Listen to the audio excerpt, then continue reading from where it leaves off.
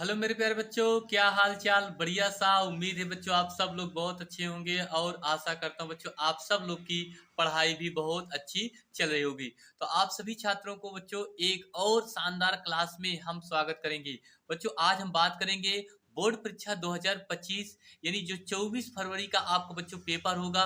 तो वहां से मैं एक प्रतिदर्श से पेपर लेकर के आया हूँ बच्चों। ये वो पेपर है बच्चों जो आपके पेपर में ही आ सकता है, ठीक है, और आएगा। तो यहाँ से बच्चों आपको जो 24 फरवरी का आपको जो पेपर होगा बच्चों, बिल्कुल आप आसानी से पूरे पूरे नंबर आप ला सकते हैं। और इस पेपर को बच्चों आपको क्या करना है, तैयार करना है बच्चों, ठीक है।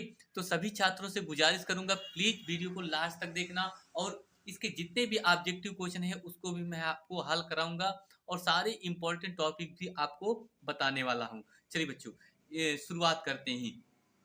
तो बच्चों आप सब जानते हैं कि जो टाइमिंग होता है वो 3 घंटे 15 मिनट का आपका टाइमिंग होता है। और निर्देश में अगर देखा जाए, प्रारंभ के जो 15 मिनट बच्चों आपको दिए जाते हैं वो प्रश्न पत्र पढ़ने के लिए दिया जाता है। बात करें बच्चों, इस खंड में इस प्रश्न पत्र में दो खंड विभाजित हैं, खंड का और खंड खा। दो खंडों में विभाजित है, दोनों के उत्तर आपको देना आवश्यक है। तो बच्चों हम स्टार्ट करेंगे खंड का में। तो खंड का में अगर देखा जाए तो पहले और दूसरे के पांच पांच ऑब्जेक्टिव क्वेश्चन होते हैं। जो आपका पहला क्वेश्चन लिखा है, हिंदी का प्रथम नाटक कौन है। हिंदी का प्रथम नाटक कौन है, इसके लिए बहुत सारे कमेंट आया था कि हिंदी का प्रथम नाटक कौन है। याद रखना बच्चों कि हिंदी का जो प्रथम नाटक होता है वो क्या होता है, नहुस होता है। क्या होता है, नहुस होता है। क्लियर। अगला प्रश्न है बच्चों आपका, लिखा है कि ध्रुव स्वामिनी, लिखा है बच्चों कि ध्रुव स्वामिनी की रचना विधा है। ध्रुव स्वामिनी की रचना विधा है क्या है, एकांकी, जीवनी, नाटक, उपन्यास। तो याद रखना जो ध्रुव स्वामिनी की रचना विधा है बच्चों वो क्या है, आपका नाटक है। क्या है भैया, नाटक। क्लियर। आगे देखिए, इंदुमती है। इंदुमती है प्रथम कहानी, प्रथम उपन्यास, निबंध, इनमें से कोई नहीं। तो याद रखेंगे इसके लिए हमने वीडियो में भी बताया कि इंदुमती प्रथम क्या है बच्चों, कहानी है। प्रथम क्या है, कहानी है। क्लियर। आगे देख लेते हैं।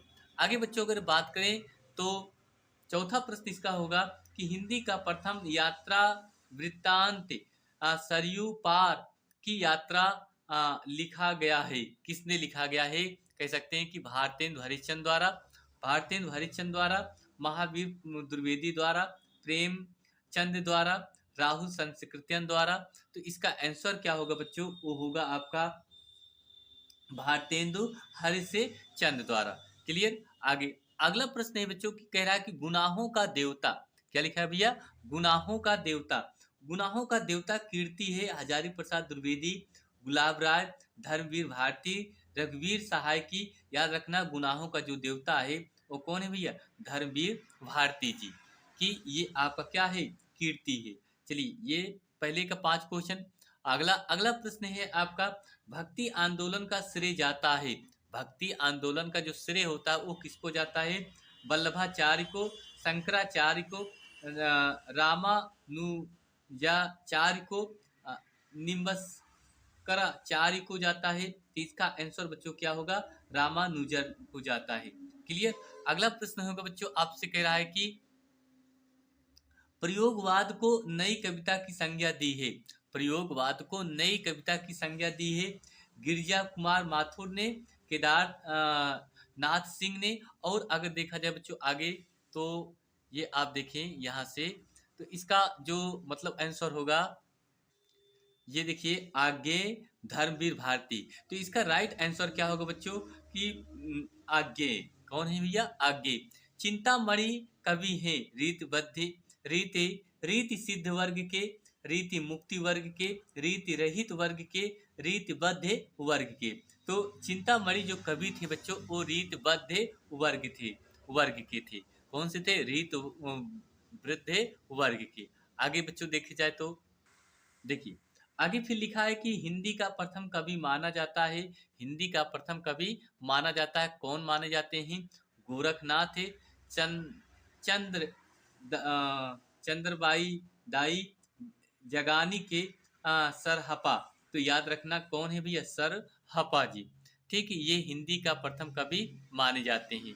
अगला प्रश्न है बच्चों आपका, ये छायावाद के प्रवर्तक है, छायावाद के प्रवर्तक हैं सूर्यकांत त्रिपाठी निराला, जयशंकर प्रसाद, सुमित्रा नंदन पंत, महादेवी वर्मा। तो छायावाद के प्रवर्तक किसे कहा जाता है? जयशंकर प्रसाद जी को कहा जाता है।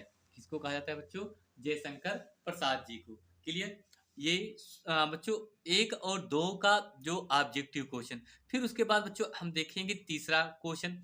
जो तीसरा क्वेश्चन आपका होता है बच्चों, कह रहा है कि दिए गए गद्यांश पर आधारित निम्नलिखित प्रश्नों के उत्तर देना है। निम्नलिखित प्रश्नों का क्या देना बच्चों? उत्तर देना है। इसका आंसर अगर बच्चों हम बात करें तो देखा जाए, देखिए बच्चों कह रहा है कि दिए गए गद्यांश पर आधारित निम्नलिखित प्रश्नों के उत्तर देना है। तो बहुत सारे बच्चे गलती क्या करते हैं, इसका आप अर्थ नहीं लिखते हैं या इसको पढ़ते नहीं। तो हमारा कहने का मतलब ये है बच्चों कि आप इस गद्यांश को पहले पढ़िए, पढ़ने के बाद आपको समझ में आ जाएगा कि ये किस पाठ से लिया गया है। जैसे यहाँ देखिए लिखा है कि भूमि का निर्माण देवों ने किया है, वह अनंत काल से है। मतलब ये कह सकते हैं कि ये जो पाठ है बच्चों, कहा जाए कि राष्ट्र का स्वरूप नामक पाठ से लिया गया है। किससे लिया गया है? राष्ट्र का स्वरूप नामक पाठ से लिया गया है। इसके जो रचयिता है वासुदेव शरण अग्रवाल जी हैं। कौन है भैया? वासुदेव शरण अग्रवाल जी। तो आप देखिए यहाँ लिखा है उपयुक्त गद्यांश के शीर्षक और लेखक का नाम लिख सकते हैं। फिर उसके बाद इसमें आपका दूसरा कहा है कि राष्ट्रभूमि के प्रति हमारा आवश्यक कर्तव्य क्या होता है। तो बच्चों आप जानते हैं कि राष्ट्रभूमि के जो प्रति हमारा आवश्यक कर्तव्य होता है कि उसके हमारे जो राष्ट्रभूमि है भौतिक रूप, सौंदर्य और समृद्धि के प्रति सचेत होना होता है ये। उसके बाद तीसरा प्रश्न कह रहा है कि किस प्रकार की राष्ट्रीयता को लेखक ने निर्मूल कहा है। तो लेखक ने कहा है कि जो राष्ट्रीयता पृथ्वी के साथ नहीं जुड़ी वह निर्मूल होती है। ठीक है। यह चौथा प्रश्न, यह पृथ्वी सच्चे अर्थों में किसकी जननी होती है। यह पृथ्वी सच्चे अर्थों में समस्त राष्ट्रीय विचारधाराओं की क्या होती है? जननी होती है। उसके बाद बच्चों ये रेखांकित अंश की क्या करना है? व्याख्या करना है। तो आपका जो रेखांकित किया गया बच्चों इसी का आपको क्या करना है? व्याख्या करना है। इसको आप अच्छे से कर लीजिए। ठीक बच्चों, आगे देखिए। आगे अगर बात करें तो यहाँ से आगे देखिए बच्चों, आगे मतलब जो उसी गद्यांश में 2 रहते हैं। अथवा भी आपसे कह रहा है कि मगर उदास होना भी बेकार है, अशोक आज भी उसी मौज में है। तो आप इसको जब इस गद्यांश को बच्चों पढ़ेंगे तो इसका भी अर्थ आपको अच्छे से क्या होगा? समझ में आ जाएगा। ठीक है बच्चों, आप इसके आंसर भी दे लेंगे। चौथा प्रश्न बच्चों हम बात करेंगे दिए गए पद्यांश पर आधारित। ये इसके पहले आपने गद्य देखा, अब ये पद्य है। तो पद्य में भी आपके 2 क्वेश्चन होते हैं, दोनों के उत्तर आपको यहाँ दिए रहेंगे। जो 5 प्रश्न होते हैं तो पांचों के उत्तर आपको क्या करना है? अपनी कॉपी में बच्चों क्या करके सजा करके लिखना है। ठीक है, ये है। उसके बाद बच्चों हम बात करेंगे यहाँ चौथा प्रश्न के बाद पांचवा प्रश्न। तो पांचवा प्रश्न बच्चों अब आप देखिए, यहाँ से आपको पूरे 5 प्रश्न में आपको का और खा होता है, जिनके उत्तर आपको 5-5 अंक के मिलेंगे। ठीक है, तो यह कह सकते हैं कि जीवन परिचय होता है। देखिए, निम्नलिखित में से किसी एक लेखक का साहित्यिक परिचय देते हुए उनकी प्रमुख रचनाओं का क्या करना है? उल्लेख करना है, जिनके आपको कितने शब्द में लिखना है? अधिकतम 80 शब्द में इनके क्वेश्चन को क्या करना है बच्चों? लिखना है। जैसे पहला क्वेश्चन आपसे कह रहा है कि वासुदेव शरण अग्रवाल जी का जीवन परिचय, डॉक्टर हजारी प्रसाद द्विवेदी, प्रोफेसर जी सुंदर रेड्डी। तो ये 4 मतलब 3 होते हैं। तो आप इनको अच्छे से तैयार किए हैं तो आप आसानी से क्या करेंगे बच्चों? लिख लेंगे। फिर वही बात करें खा नंबर में, जो कहा जाए कि पद्यांश से होता है, इनके मैथिली शरण गुप्त, जयशंकर प्रसाद, सुमित्रा नंदन पंत। ये Jaishankar Prasad very very important, हर साल ये टॉपिक आपसे एग्जाम में पूछा जाता है, तो इसको आप लोग जरूर अच्छे से तैयार करना है बच्चों। ठीक है। उसके बाद फिर 6 नंबर में बच्चों आपसे जो क्वेश्चन बनता है वो क्या होता है कि ध्रुव यात्रा अथवा पंचलाइट कहानी का उद्देश्य लिखना होता है। तो मैंने आपको पंचलाइट कहानी का भी सारांश अच्छे से बताया है बच्चों, आप लोग उसको अच्छे से पढ़ लेंगे, वीडियो को जा करके देख लेंगे। बहुत बढ़िया तरीके से मैंने आपको बताया है पंचलाइट कहानी का उद्देश्य क्या होता है। अथवा अथवा अगर बच्चों देखा जाए तो बहादुर कहानी का संक्षिप्त अपने शब्दों में क्या करना है, लिखना है। अगर इसमें से आपको कोई नहीं क्वेश्चन आ रहा था तो आप क्या लिख सकते हैं, बहादुर कहानी से भी आप ये क्वेश्चन को लिख सकते हैं। आप जानते हैं जो बहादुर होता है वो एक गरीब गरीब घर का लड़का होता है जो अपनी माँ का प्यार ना पा सका और बाहर चला जाता है। यही उसका उस कहानी में वर्णन किया गया है। उसके बाद बच्चों हम देखेंगे अगला 7 नंबर। 7 नंबर आपका जो पॉइंट होता है, स्वपठित खंड काव्य के आधार पर किसी एक खंड के एक प्रश्न का क्या देना है, उत्तर देना है, जिसके लिए आपको बच्चों 80 शब्द में लिखना है और यहाँ से आप पूरे 5 नंबर प्राप्त कर सकते हैं। वो आपका क्या होगा बच्चों, आप यहाँ से देख सकते हैं। देखिए भैया, ये तो यही आपका होगा आलोक वृत्ति। क्या होगा बच्चों, आलोक वृत्ति। आलोक वृत्ति के चतुर्थ सर्ग का सारांश लिखिए। अगर ये आपको नहीं समझ में आ रहा है तो आलोक वृत्ति खंड काव्य के नायक गांधी जी, क्या लिखेंगे बच्चों, गांधी जी का हमें क्या करना है, चरित्र चित्रण करना है।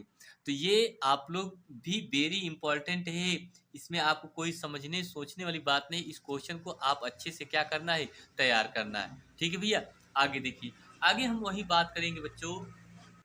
देखिए भैया, तो ये खंड, अभी जितने भी टॉपिक हमने आपको बताया खंड का से, अब हम देखेंगे खंड खा से। तो खंड खा से बच्चों पहला जो प्रश्न बनता है आपको, संस्कृत के गद्यांश होता है बच्चों। संस्कृत की क्या होता है, गद्यांश से। तो इसके लिए आपको पूरे कितने नंबर मिलेंगे, 7 नंबर, जिनके 2 प्रश्न आपको लिखने के लिए रहता है। एक उसका संदर्भ लिखने के लिए आपको आता है जिसके लिए 2 नंबर रहेगा। उसके बाद इसका आपको क्या रखना है, अनुवाद लिखने के लिए। तो आप ये क्वेश्चन अगर पूरा कर लेते हैं तो यहाँ से बच्चों आपको क्या मिलेगी, पूरे 7 नंबर मिलेंगे। तो और आपको हम ये भी बता दें कि ज़्यादा से ज़्यादा 2 से 3 चैप्टर को तैयार कर लीजिए, उसी में से आपको ये क्वेश्चन आपका क्या हो जाएगा, बन जाएगा। ठीक है बच्चों, अगला टॉपिक। अगला इसमें खा नंबर में 7 का खा में 8 के खा में देखा जाए, दिए गए पाठ्यांशों में से किसी एक का संदर्भ है, हिंदी में अनुवाद कीजिए। ये आपका श्लोक दिया है, इसी श्लोक का बच्चों आपको क्या करना है, संदर्भ लिखते हुए इसका हिंदी में क्या करना है, अनुवाद करना है, जिसके लिए आपको यहाँ से भी आपको पूरे कितने नंबर मिलेंगे, 7 नंबर मिलेंगे। क्लियर, आगे बच्चों देखा जाए। अगला प्रश्न आपका है, जिसे यहाँ लिखा है 9 नंबर। 9 नंबर बच्चों आपको क्या लिखना है, वाक्य प्रयोग करना है। क्या करना है, वाक्य प्रयोग अर्थात मुहावरा।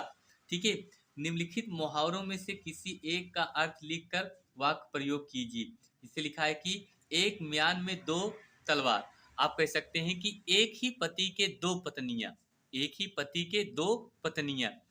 कहा जाए कि रमेश अपनी एक शादी से संतुष्ट नहीं होता है तो वह दूसरी शादी कर लेता है। तो जिसके लिए कह सकते हैं एक म्यान में कितनी तलवार, 2 तलवार।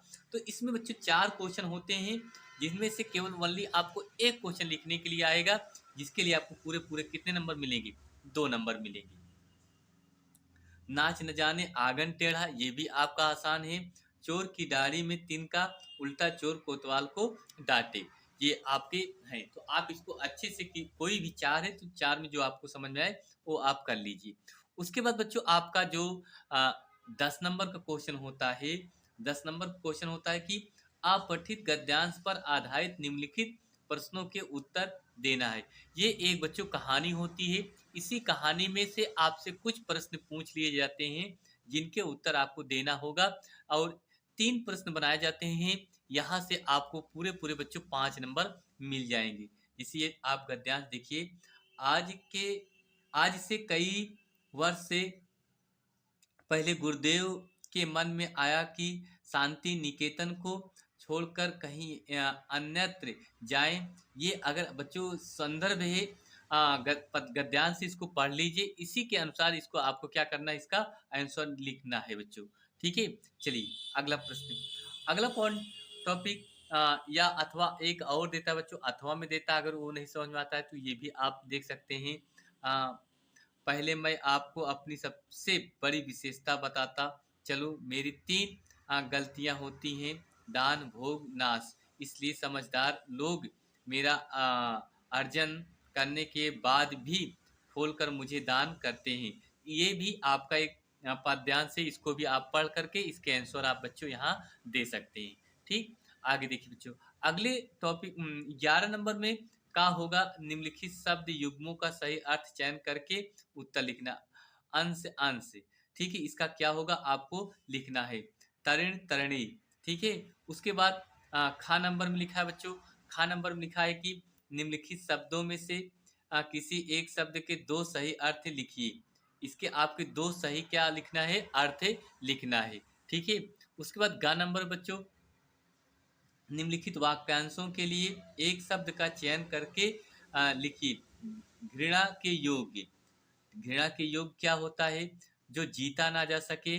ठीक है, और उसके बाद घ नंबर में देखा जाए तो निम्नलिखित में से किन्हीं दो वाक्यों को शुद्ध करके लिखना होता है, जिनके लिए आपको कितने नंबर मिलेंगे, 2 नंबर। मैंने रो दिया, परमात्मा के अनेकों नाम हैं। मैं भोजन कर लिया है, तो इसका अर्थ आप लिख सकते हैं मैं भोजन कर लिया हूँ। 100 रुपया प्राप्त हुआ, 100 रुपये प्राप्त हुए, इसका अर्थ ये भी आप कर सकते हैं। ठीक है बच्चों, आगे देखिए जल्दी से।